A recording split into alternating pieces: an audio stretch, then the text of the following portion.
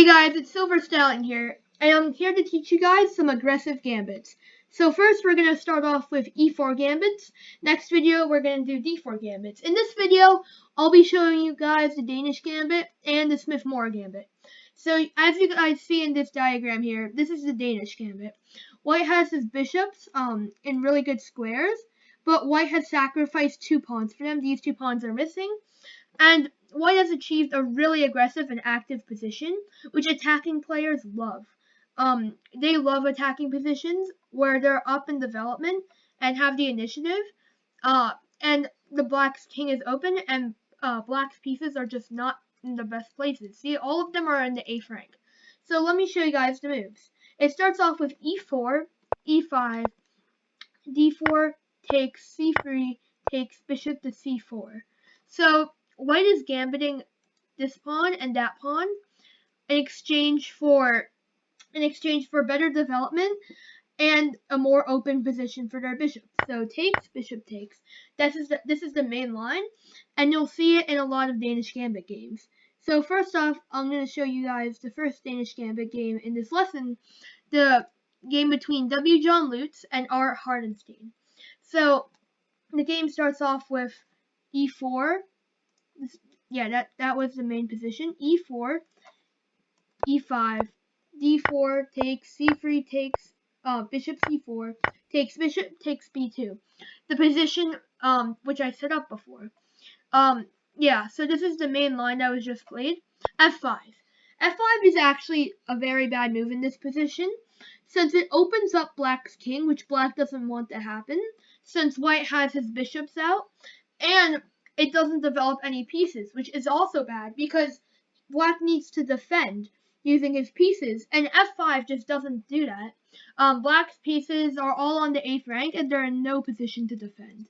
So, as I said, it opens up the diagonal, and White took advantage of that by doing queen to h5 check, which takes advantage of the f-pawn being missing.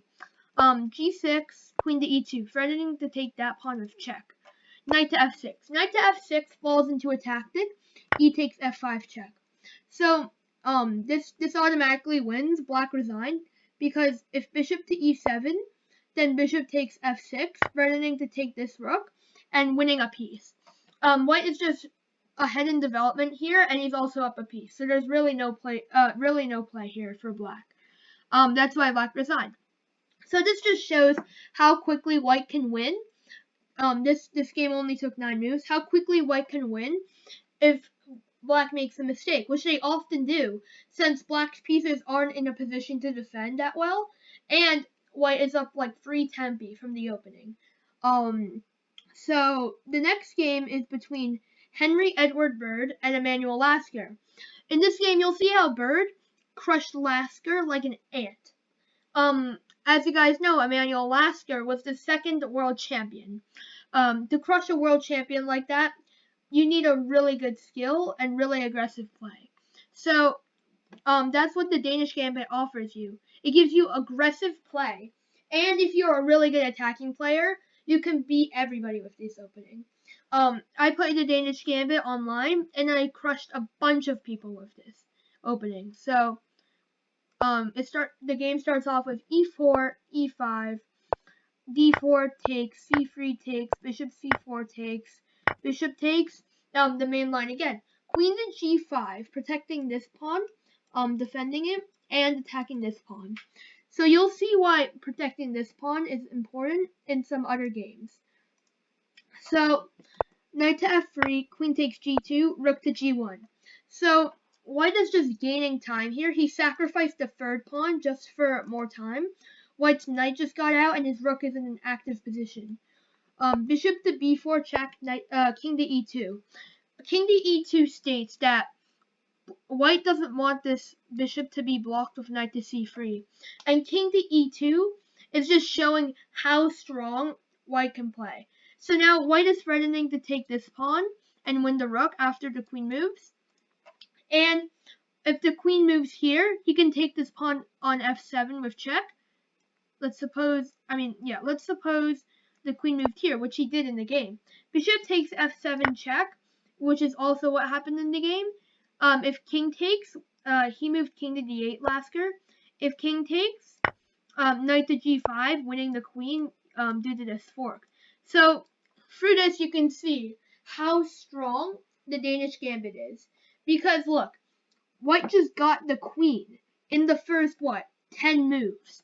So it's super aggressive, and the reason why he could do this was because of these two really strong bishops. And this also explains why white didn't want to go knight to c3, because then it would be blocking his bishop. Yeah, so king to e2 is actually a really aggressive move and really good. So queen to h3, bishop takes f7, king to d8. He's forced to do this. If he goes king here, white can take this pawn, and again, black can't take this because of a fork and winning the queen. And here, black would be forced to go here, and white would just win this rook for free.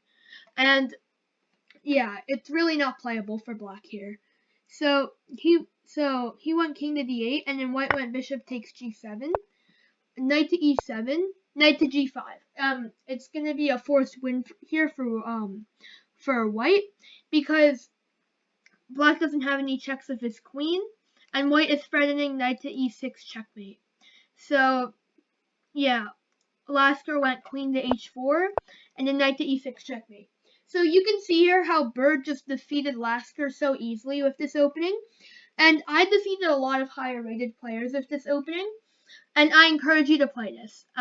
Yeah, we're moving on to the next game, which is Joseph Henry Blackburn, a pretty famous player, and against this guy named Day. So yeah, it starts off with e4, e5, d4, e takes d4, c3, d takes c3, bishop c4, c takes b2, bishop x b2, the main line again, but bishop to b4 this time.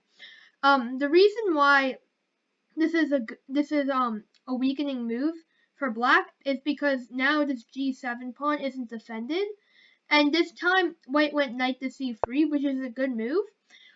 He can also move king to f1, which gets away and threatens to take this pawn, or he can go king to e2 like in the other game. So instead of knight to c3, he could have won king to e2, but knight to c3 is a good move. Black played d6, trying to develop his bishop. Queen to b3, threatening to take this pawn with check, and also threatening to take this bishop. So basically, black is faced with a double attack, and it was pretty much forced to take this knight with check. So yeah, bishop takes knight check was played in the game. Bishop takes c3, queen to g5. So he's threatening to take this pawn and win the rook. But it also takes the queen off of the defense, and it actually weakens the king. So bishop takes pawn check, king to f8. Yeah. So now white has a mate. White doesn't have a mate. White has a winning maneuver: knight to f3, queen to g4, castles, knight to h6. So here, white has like a really superior position after bishop c4, because his bishops are in super good diagonals. Black can't even castle and get the safety. Knight to c6, e5. So what's happening here is that white is opening up the position. So it's pawn takes pawn. White gets the d file, and if black does nothing, pawn takes pawn. This pawn takes that pawn. So, yeah, this pawn takes that pawn. Opens up the e file. So black is faced with a dilemma of opening either the d file or the e file. Black decided to open up the d file. Knight takes, bishop takes. So you see, these two rooks are extremely passive, which is also another reason why white can just sacrifice, because these two rooks are technically not in the game. This rook maybe a little bit, but this rook not at all. Queen to g5, threatening to take the bishop, but rook to e1, defending the bishop and getting his rook into a really open file. Knight to f5, bishop takes pawn, and look, all of these pieces are misplaced somehow. They're all in awkward positions, this knight and queen can't really do anything to the king. These two rooks are actually just blocked in, and this bishop isn't developed out yet. So black tried to solve all this by going bishop to d7, developing his bishop and getting this rook into play. But white just did queen to b4, knight to e7, rook takes knight, queen takes. Now white just went bishop to d6, pitting the queen to the king, and white just won the game because he won the queen after queen takes queen check, king to e8, rook to e1 check, king to d8, rook to e7, king to c8, queen takes, king to b8, and queen takes b7 check. So yeah, that just shows how active white is in this position from here, the main line. After here, white is really active in this position, and it just shows why black needs to defend with all of his pieces. So the next game is a game between Andrei Makarov against Thomas Heinrich. E4, E5, D4 takes, C3 takes, knight takes. This time he went knight takes C3, which is also a good continuation.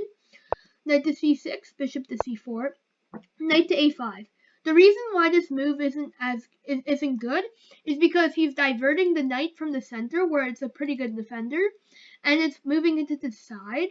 And now it's just decreasing the knight's activity, just to attack the bishop. So white goes and sacks the bishop on f7. King takes, queen to d5. He's forking the king and the knight. But he doesn't just want the knight. He wants to go and attack and get more material than what he offered. Queen to h5 check. Black is forced to go king to e7 unless because of g6. White just goes queen to e5 and wins this rook. Yeah, so he went king to e7, knight to d5 check, king to d6, bishop to f4 check, king to c6, rook to c1 check, king to b5, knight takes c7 check, king to b6, queen to b5 checkmate.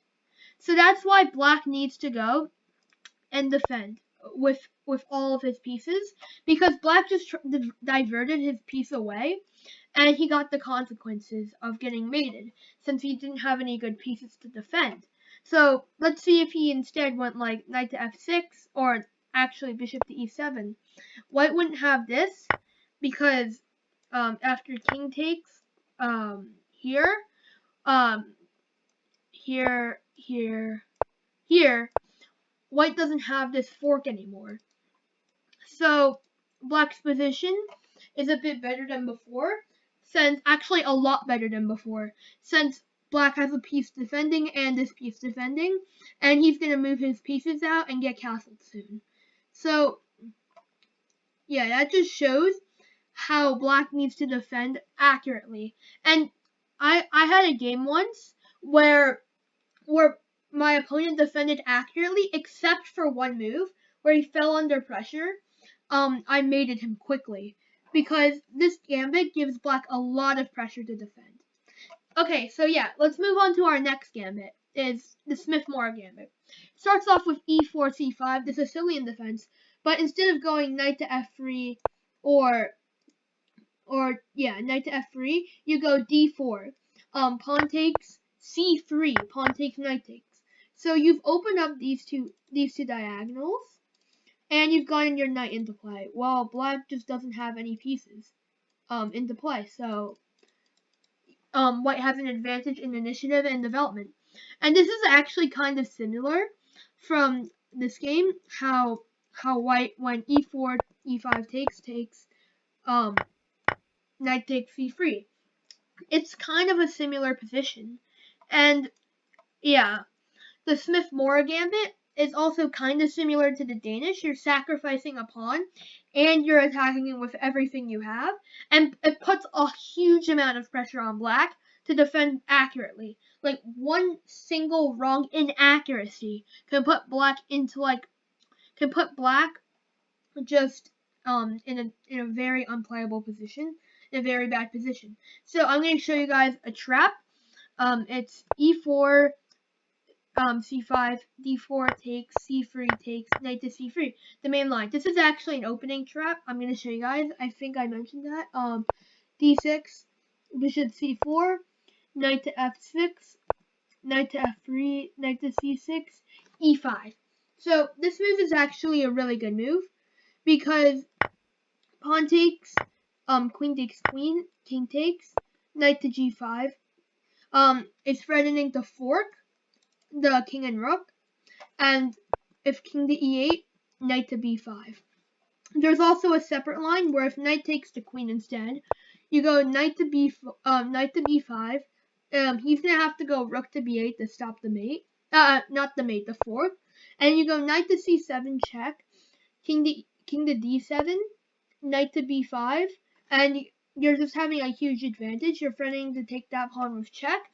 And that's gonna be a mate in 2 because after I'll just show you. After, let's say he tries to kick the knight away, go knight takes pawn check here, knight to c7 checkmate. Yeah. So I'll just show you guys why. Why rook. Why okay. Man. Okay. Why king here is a bad move because just after knight takes pawn here is the same checkmate, and this just shows how active white can be in this opening. There's also a different opening trap, which is going to be showed in this game against David L. Zardis against Anthony Stevenson. It's e4, c5, d4 takes, c3 takes, knight takes. The regular opening, d6, bishop c4, knight to f6, e5. Knight to f6 is a mistake because of e5. D takes e5, and now can you find the tactic? I'll give you some time.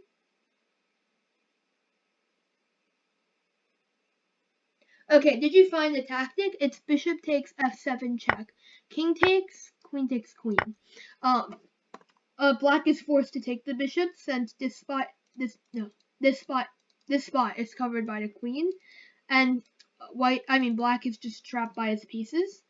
So that's why that just shows how strong white's pieces are in this opening. So I'll show you guys another game, which is between George Freyer and Anafai Ridifunyawang. E4, C5, D4 takes, C3 takes, knight takes C3, knight to C6. So this is stopping the E5 idea in this game, since black can just take that pawn. Knight to F3, G6, bishop to C4, bishop to G7. This is preparing to fianchetto and castle. E5, queen to A5, castles. Getting all the pieces ready for an attack. Knight takes, queen takes. So basically, white's actually gambited 2 pawns, but he's having 2 really good open files. Rook to E1, queen to A5. So these 2 files are open, and black's king is in the center. So basically, white is clear to sacrifice some pieces, since black doesn't have a good developed position, and black's king is in the center. So knight to D5, threatening to take this pawn and then get his queen to E2 and just wreak havoc on the center. Knight to D5, king to F8, not wanting rook takes pawn. Bishop to D2, developing with a tempo. Queen to D8. So most of black's pieces, are all on the back rank, except this bishop, which makes white able to attack really efficiently. Knight takes pawn, knight takes knight, bishop to G5, pinning the knight to the queen.